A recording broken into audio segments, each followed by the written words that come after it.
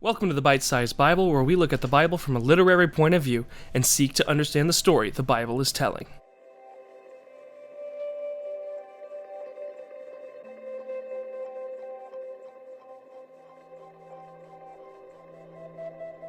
We have concluded the book of Genesis and are now moving into the next book of the Bible, Exodus.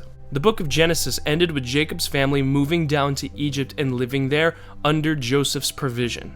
And the book of Exodus picks up after a few generations have passed. But before we dive into the book, let's learn a little bit about the book. We call it Exodus in our English Bibles today because it's the story of a people mass migrating out of a land. It's an exodus. But in Hebrew, the original name for the book is Shemot, and just like the name for Genesis being Bereshit in the Hebrew, the word Shemot shows up in the first verse of the book.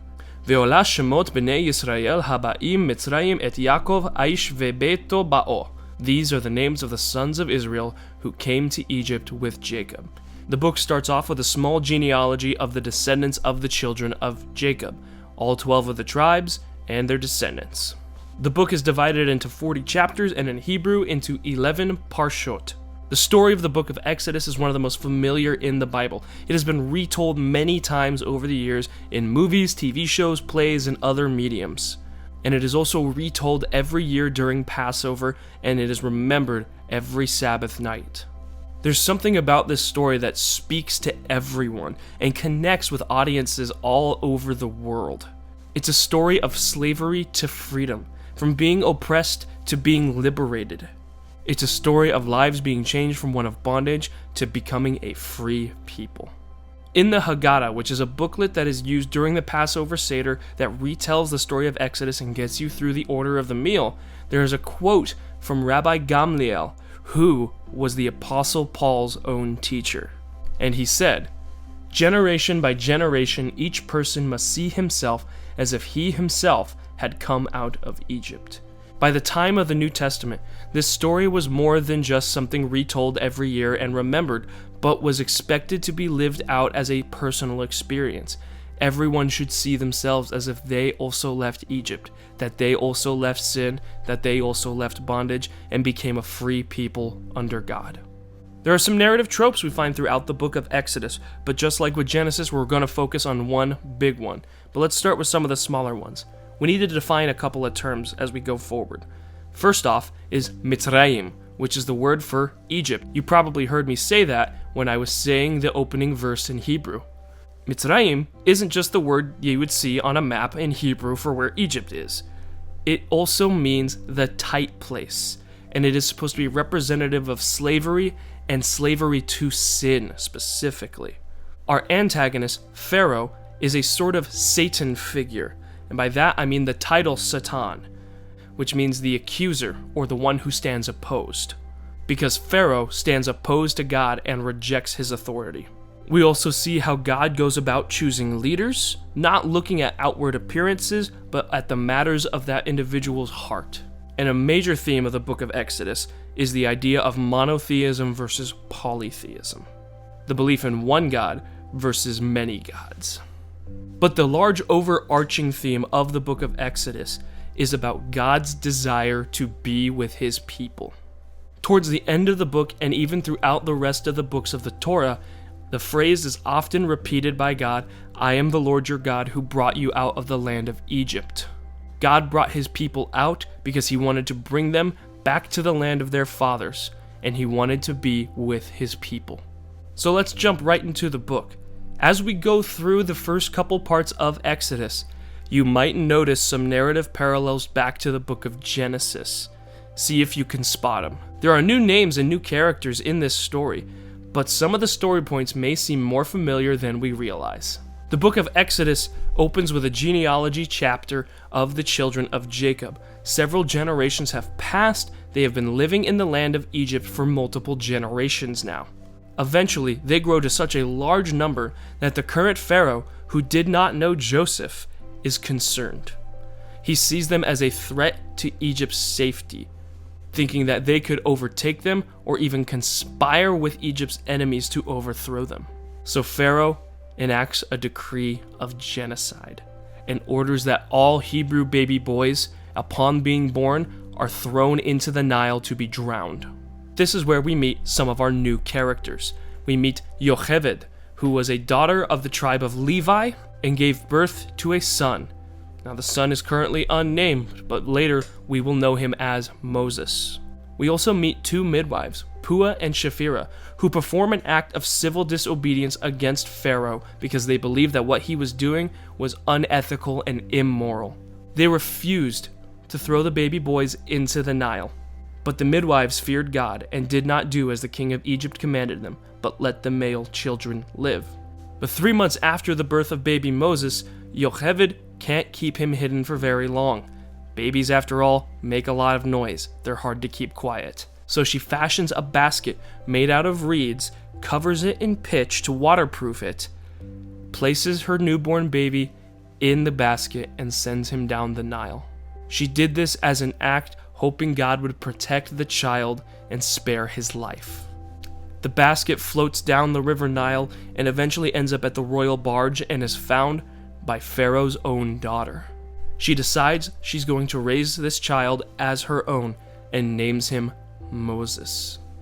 When the child grew older, she brought him to Pharaoh's daughter and he became her son. She named him Moses because, she said, I drew him out of the water. Remember how in Genesis we talked about how names have meaning in the Bible? Same thing applies here. Moses' name means drawn out of the water. And this is kind of prophetic. He was drawn out of the water and escaped death at the hand of the Egyptians. For those of you that know the story, what happens 80 years later at the Red Sea? He brings the people of Israel out of the water of the Red Sea, and they escape death at the hand of the Egyptians. That's a cool parallel. After the genocidal decree to kill all the Hebrew baby boys by drowning them in the Nile, Pharaoh also places taskmasters over the Hebrews and uses them as slaves to build store cities. They are now a people in bondage under the oppressive thumb of Pharaoh. Some 40 years have now passed and Moses is a full-grown man. He's a prince of Egypt. He's living in the palace, a life full of luxury. He's not a slave like the rest of his people. But let's take a closer look at one verse in particular. See if Moses has learned anything in the last 40 years. One day, when Moses had grown up, he went out to his people and looked on their burdens, and he saw an Egyptian beating a Hebrew, one of his people. In the Hebrew, it says one of his Hebrew brothers. So Moses learned that he was in fact a Hebrew and not an Egyptian. Moses sees one of the Egyptian taskmasters beating a Hebrew slave. Now, these are slaves. It's not uncommon for them to be beaten, hidden by a taskmaster. But perhaps what was happening is this was an excessive beating. And this is where we learn one of the major characteristics of Moses. He hates injustice, and he can't stand idly by while someone else is being oppressed. So Moses ends up killing this Egyptian taskmaster for beating the Hebrew slaves so relentlessly. But Moses hides his body in the sand, hoping nobody saw it. But the next day, some of the Hebrew slaves see Moses walking about and start taunting him because they know that he killed the taskmaster. They know what he did. Word of this incident gets back to Pharaoh, and Pharaoh seeks to kill Moses. So Moses goes on a self-imposed exile, flees the land of Egypt, and runs out to the land of Midian, which was somewhere in Arabia. When Moses arrives in the land of Midian, he comes across a well where 7 of the daughters of the high priest of Midian were just there collecting water. But then there were some men who showed up and started harassing the women. Again, Moses hates injustice and can't stand idly by to somebody who's in trouble. So he fights off these young men and saves the daughters. The women bring Moses back to their home and he meets their leader. And to show his appreciation for Moses saving his daughters' lives, he gives his daughter Zipporah to Moses as a wife. But Moses knows this is not where he should be. He just fled from a life of luxury, trying to escape a crime that he did commit, and he's living as a fugitive in the desert. His life has definitely taken a turn, from palaces to dirt, from riches to rags, which explains why he names his son what he does. And she bare him a son, and he called his name Gershom, for he said, I have been a stranger in a strange land. Moses still feels like an outcast amongst these people, even though he lives with them for the next 40 years. Following these events, the Bible gives us a couple of verses as to what is happening in Egypt while Moses is in Midian. During those many days, the king of Egypt died, and the people of Israel groaned because of their slavery and cried out for help.